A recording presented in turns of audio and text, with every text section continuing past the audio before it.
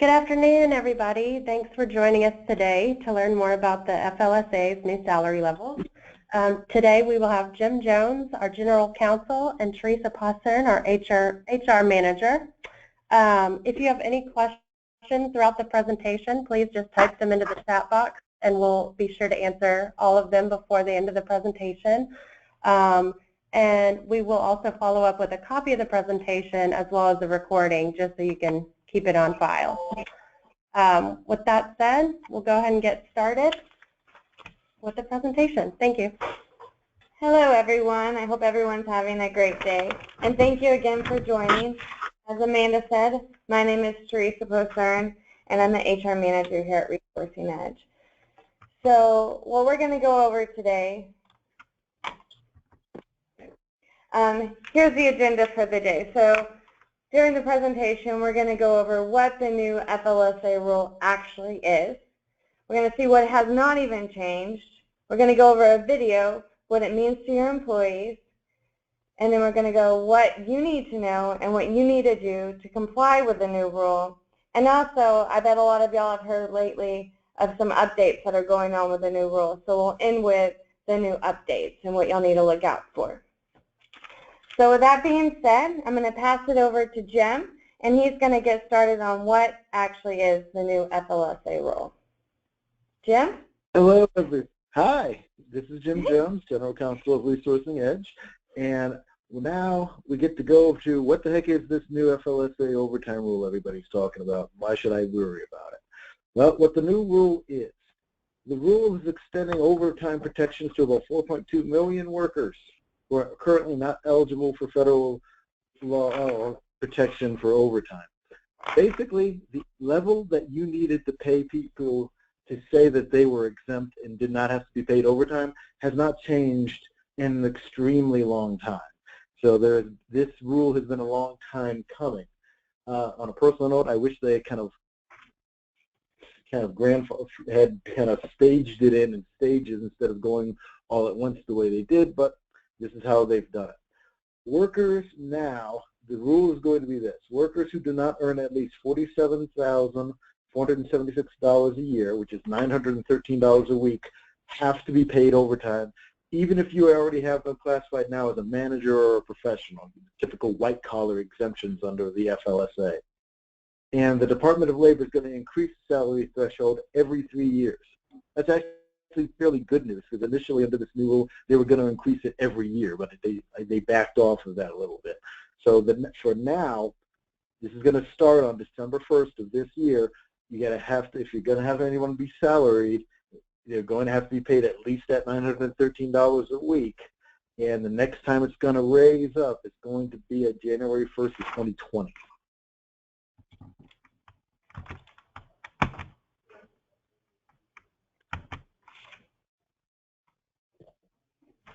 The old FLSA rule, just so you know, was at the old $23,660. Basically, this new rule is pushing it up to a level now where it's literally more than double what the old rule was. So let's look at what has not changed. First of all, the duties test. The DOL hasn't made any changes to the duties test for the white-collar exemptions, or what is known as the executive, administrative, or professional exemptions. Just so you to quickly go over what these are.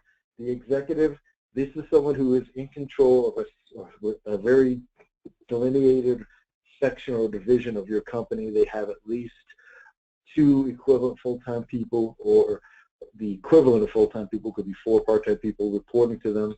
They have the authority to hire and to fire. And there's the administrative exemption.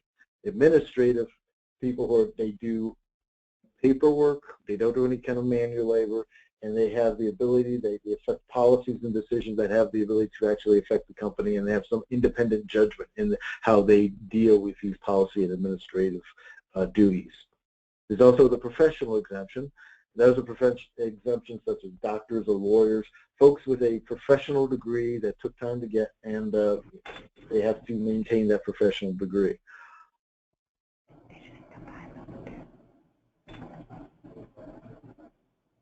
The timekeeping requirements. These also have not changed. No change has been made in that. You still, as an employer, have to keep records of all the hours that your employees work. However, now the key thing is going to be, if you're going to have an employee who was formerly exempt, and now they're not going to be exempt because they might not make that $913 a week standard, you're going to have to be making sure you're actually maintaining timekeeping records on them. So it's not that this rule has changed, it's that under the new rule, if there's people you have who you're going to try to keep, who might not make the exemption because they don't make the $913 a week, you're going to have to actually keep track of their time now as well, just as you did all your hourly employees. What else has not changed here? We've got regulations regarding part-time employees.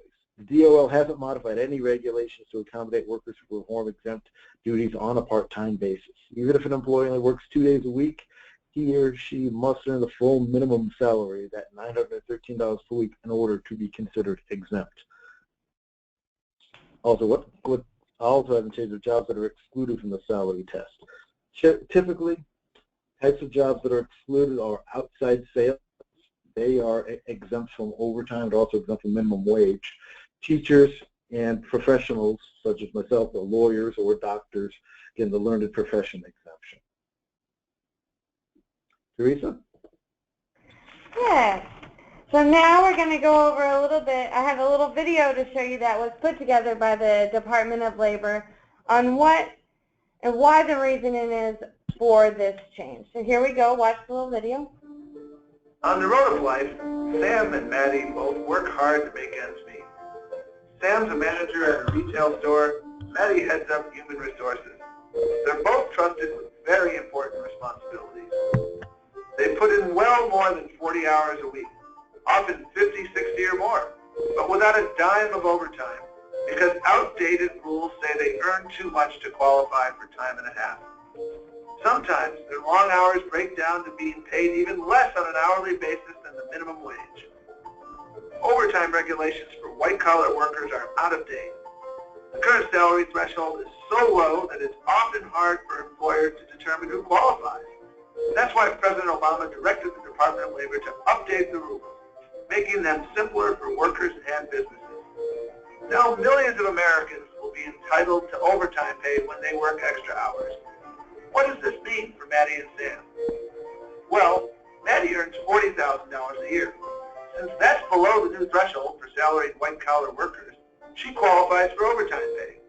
Her employer must choose to pay her time and a half when she works overtime, or raise her salary above the new threshold. Maddie always works hard to meet the needs of her employer, but without a bump up to the new salary level, now working extra hours equals extra pay. To meet the company's needs, Sam's boss shifted some of his workload to other employees. Now Sam doesn't have to work more than 40 hours a week without being paid more. This extra time away from work means extra options for Sam. He'll have more of his own time to spend with family or pursue other professional interests. That's the new overtime rule from the U.S. Department of Labor. It's a win-win for workers like Maddie and Sam, helping ensure that workers who should receive overtime pay get paid for their extra hours.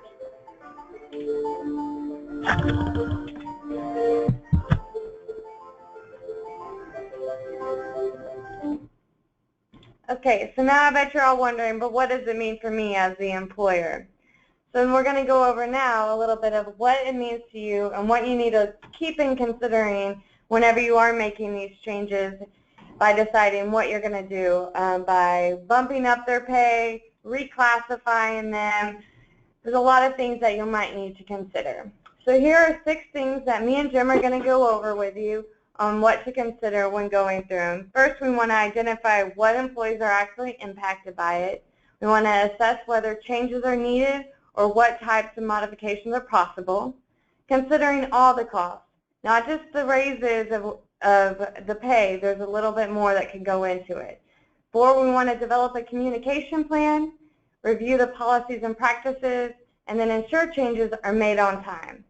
So the first one is identifying employees who may be impacted. So we want to pull a report and see which ones are actually not making $913 per week. and we want to see which ones, and that is equivalent to 47,479. So you can ask us at Resourcing Edge to help you pull that report, or you can go on the website and pull that report too and see which ones are not making it. And remember, whenever you are pulling that report, you want to see not just full-time exempt, you want to see part-time exempt as well.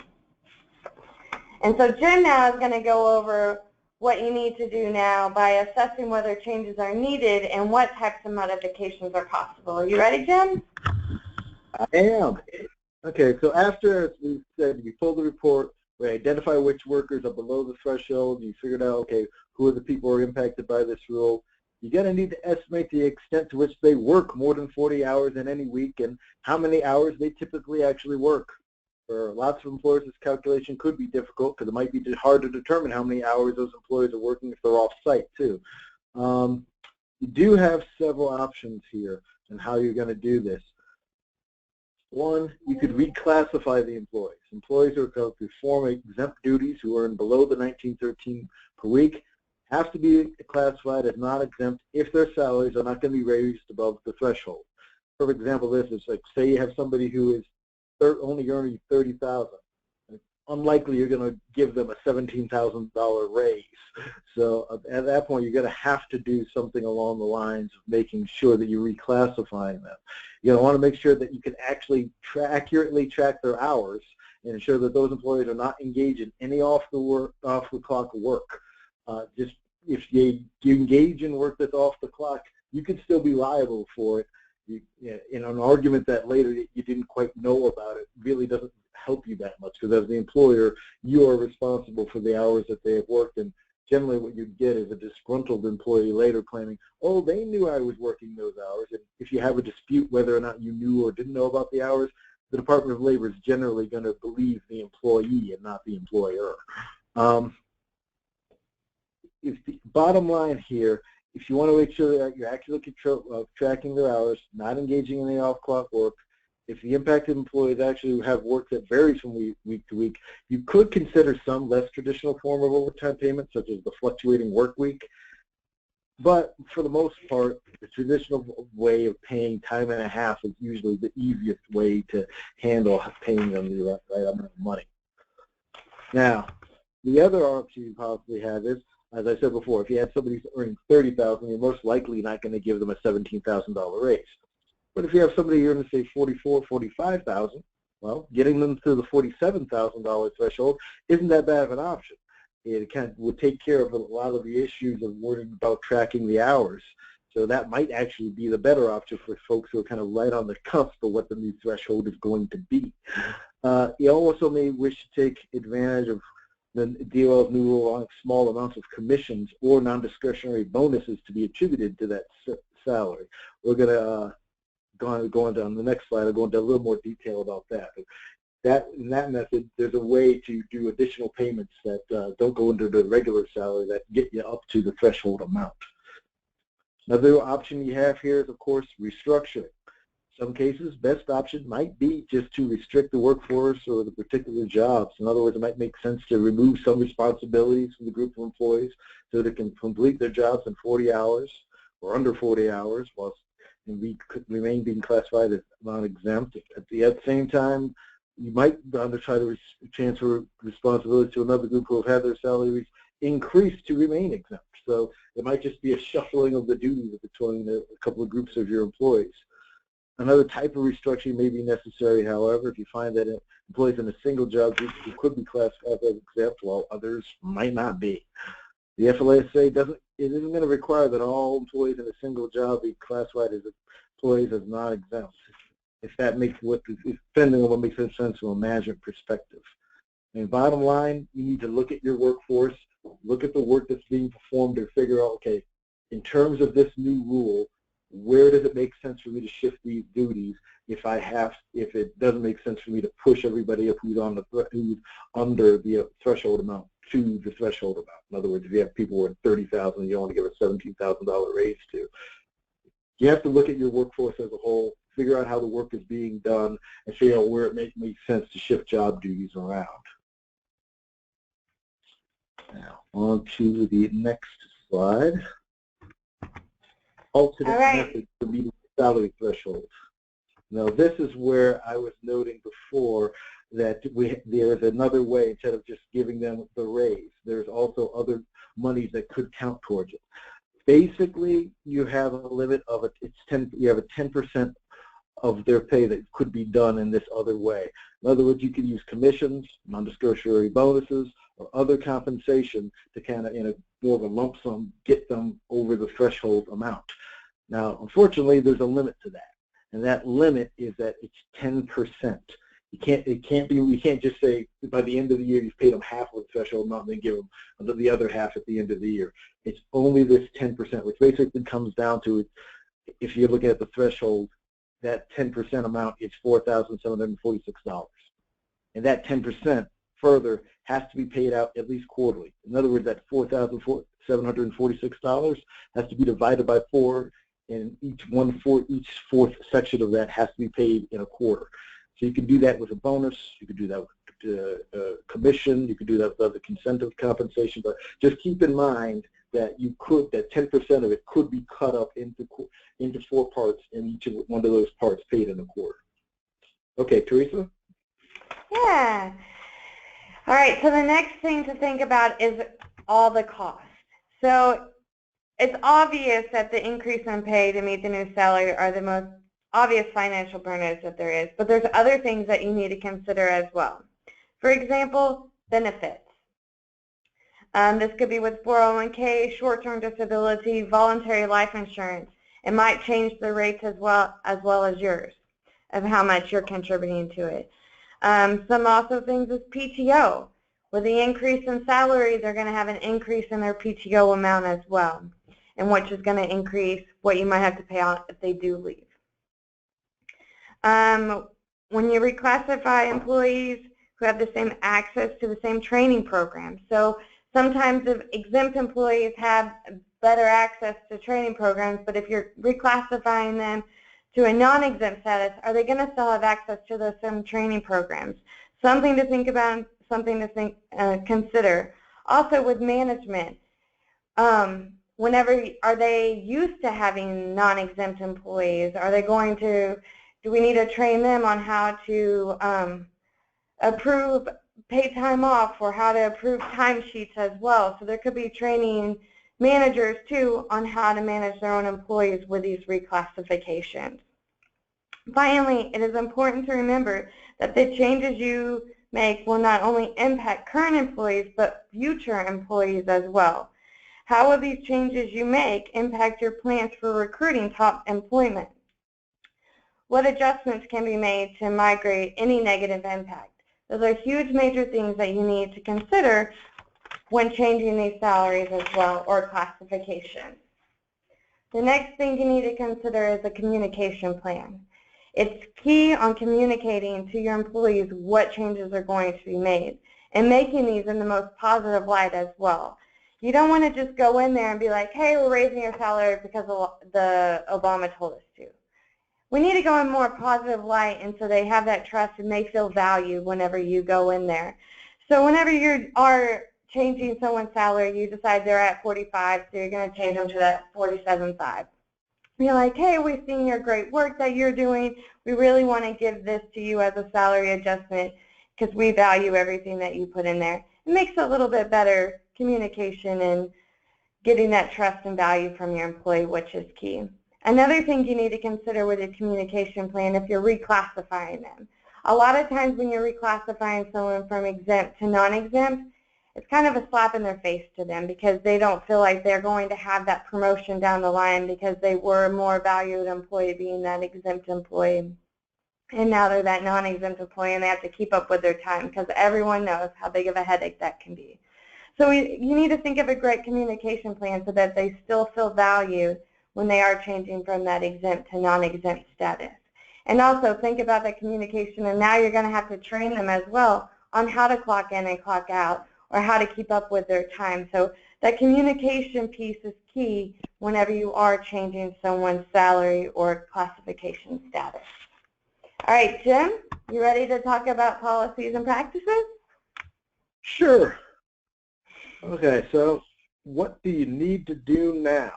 Review your policies and practices here. First is overtime work, and the second is current classifications. First, let's look at overtime. Employers, right now, before we get to December 1st, we should be reviewing their policies and practices relating to exempt status, as well as working overtime and working off the clock.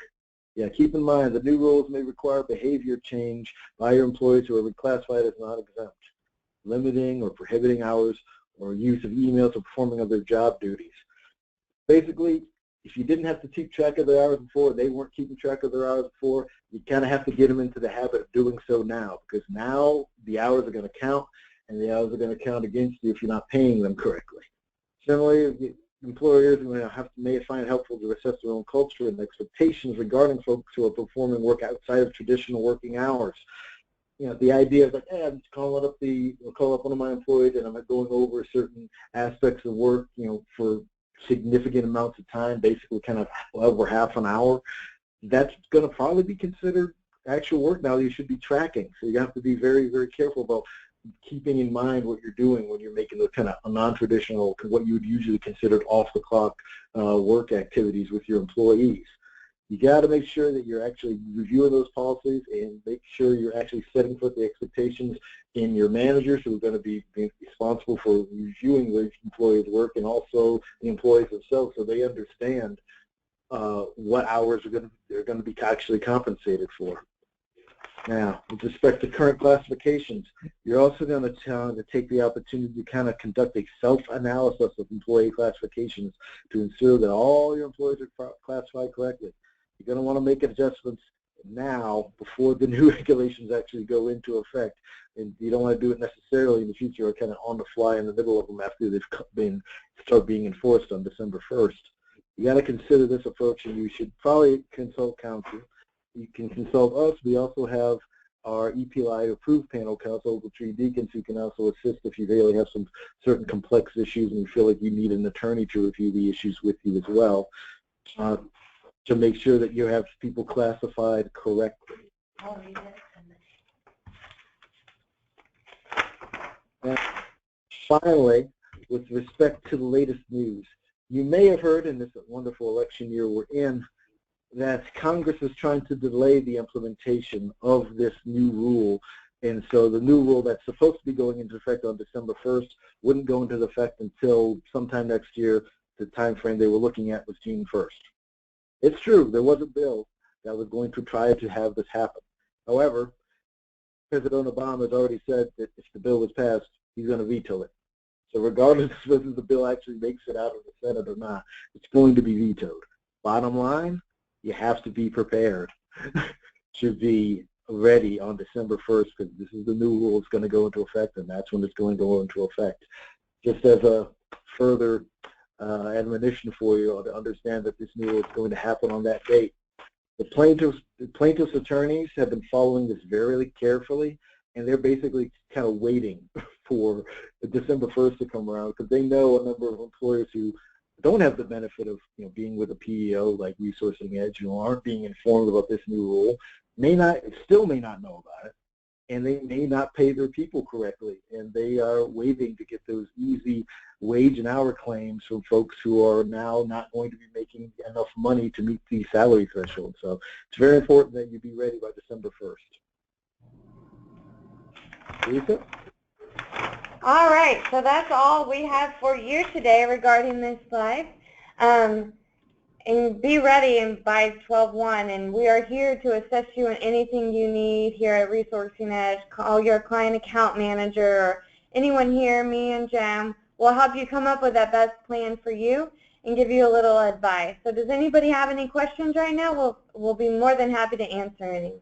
We have one question, and it says, just to confirm, if an employee earns a salary in excess to the threshold, they are exempted from overtime, even if they work more than 40 hours per week?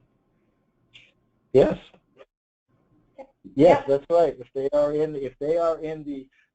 they're in one of the white collar exemptions of administrative, executive, or professional, and they're making more than that 47 on December 1st, then you're okay.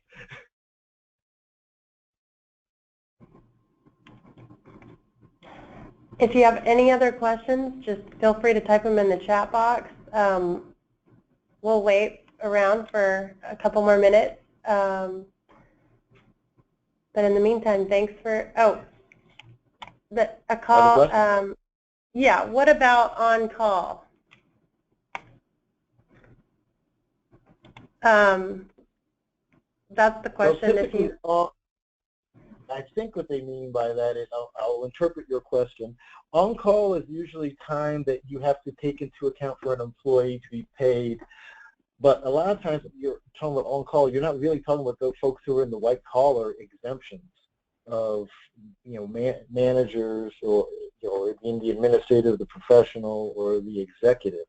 So on-call usually is for the folks who are going to be paid overtime anyway, and you're now just trying to figure out if the on-call time should be considered time worked or not. Generally, in these cases, it's a very factual, intensive analysis as to whether on-call time should be considered time that they've worked or not.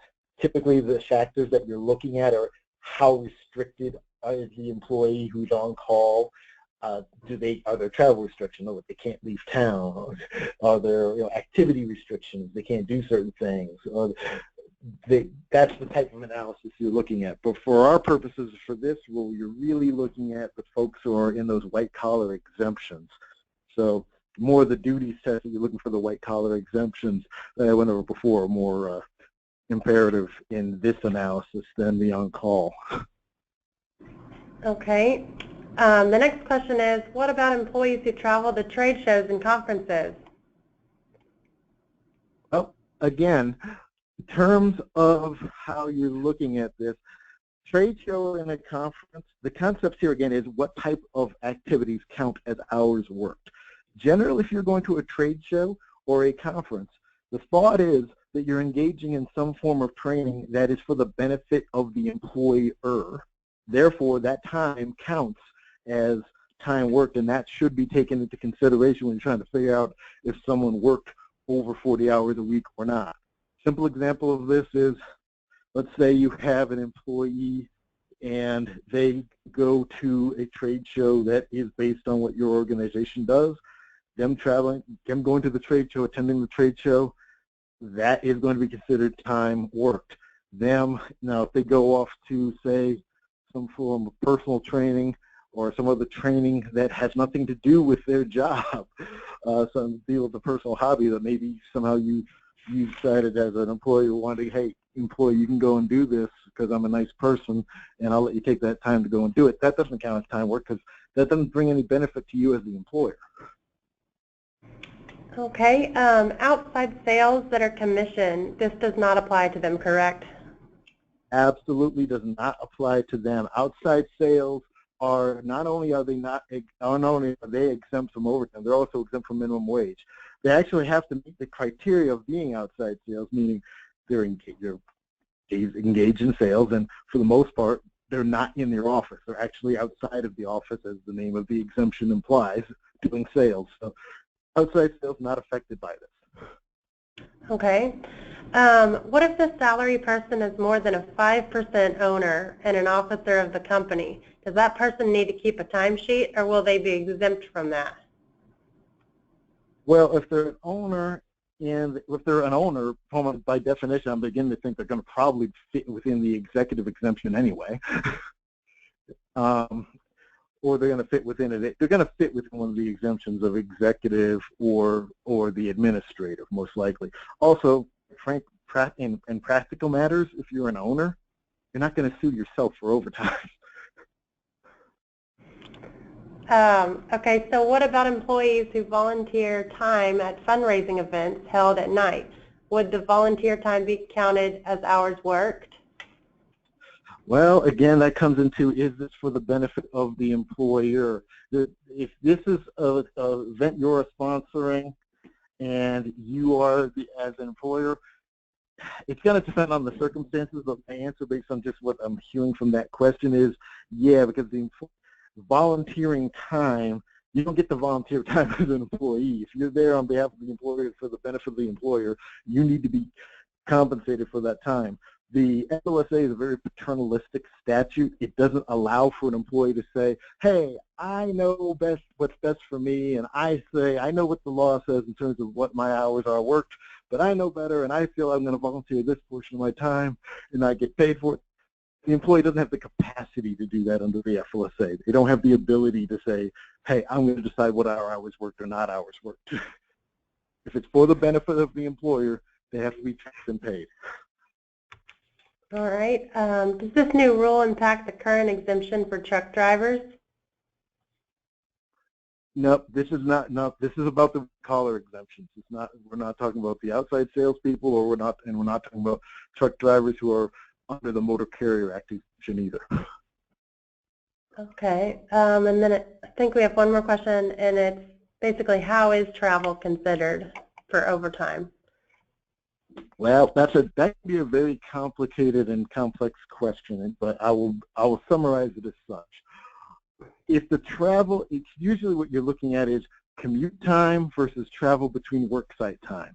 The typical example you'll see in the FLSA regs is somebody gets up in the morning and they commute to work, let's say a 30-minute commute, and then they do their work at the office, and then they commute back home, that same 30-minute commute.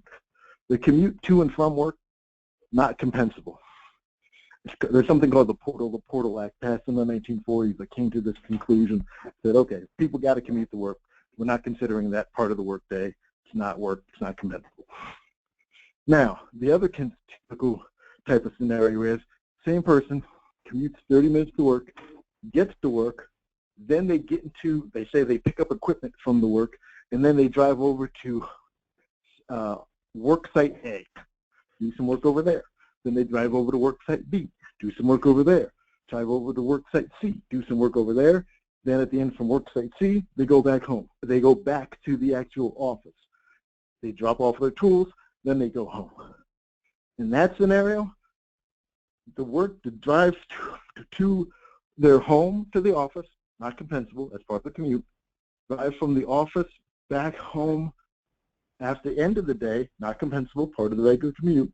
But all that time driving from work site A, from the employer's office to work site A, and then from work site A to work site B, and then from work site B to work site C, that's all compensable because that travel was part of their work. That's generally the scenarios you see it in. That's generally how it's dealt with. There's other considerations as to whether or not someone is going to travel outside of town for a job that, say, their general commuting time is, as I said in this example, a half an hour. Now they have to drive out of town to go to a workplace, and that, say, the drive out of town is 2.5 hours.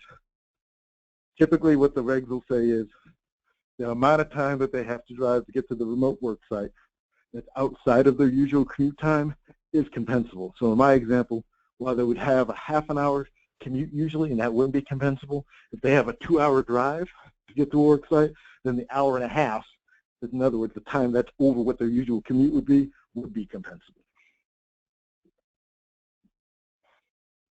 Okay. Well, thanks for all the questions. And if you have any more, feel free to just email info@resourcingedge.com or your account manager, and we'll get those answers for you. We'll definitely be with you every step of the way throughout this process. So reach out to us, definitely. We are your resource. So thanks so much, and have a great day. All right, everybody. Bye-bye.